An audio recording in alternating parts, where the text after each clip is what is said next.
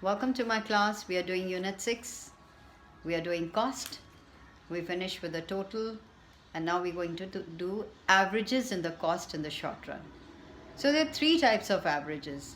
One is average cost, that is average total cost, that is total cost divided by the output, units of output. Then we have average fixed cost, which is total fixed cost divided by units of output produced, and we have average variable cost, which can be derived from total variable cost divided by units produced, and that is their formula.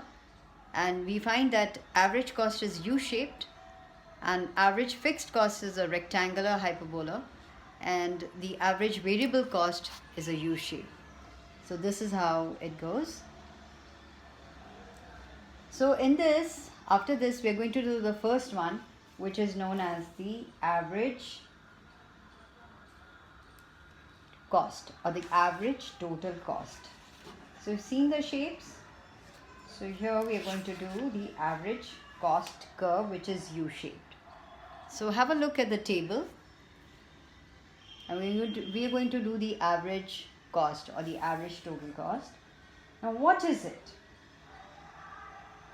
First of all, it is based on the law of variable proportions. So in the initial stages of production, we find that average cost falls due to the operation of the law of increasing returns.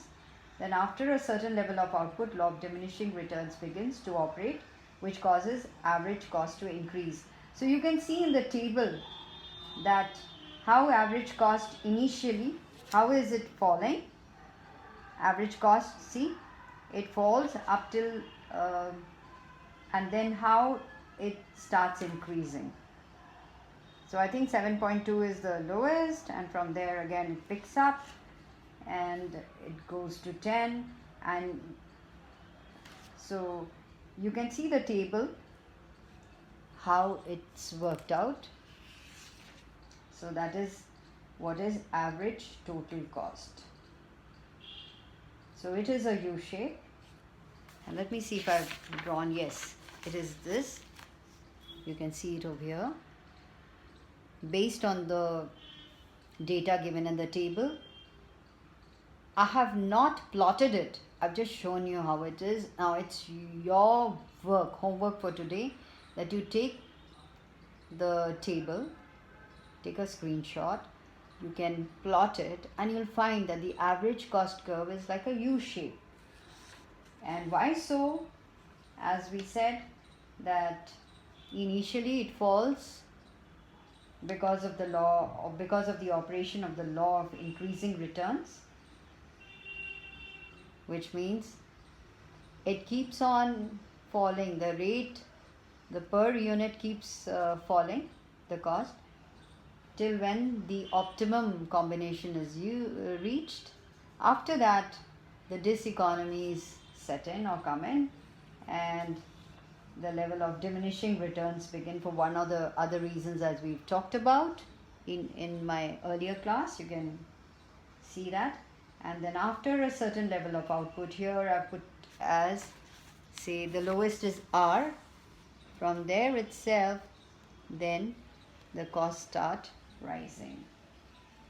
So when you plot the curve, you will find which is the lowest point and how it goes. And there are two ways of finding out average cost. One is TF. How do you do it? The total cost divided by output.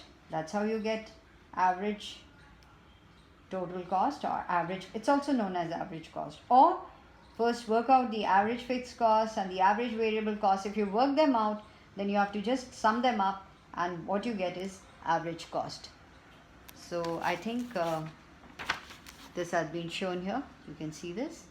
This is how it goes. Is that right? So in the next class, we are going to do, say, the average fixed cost.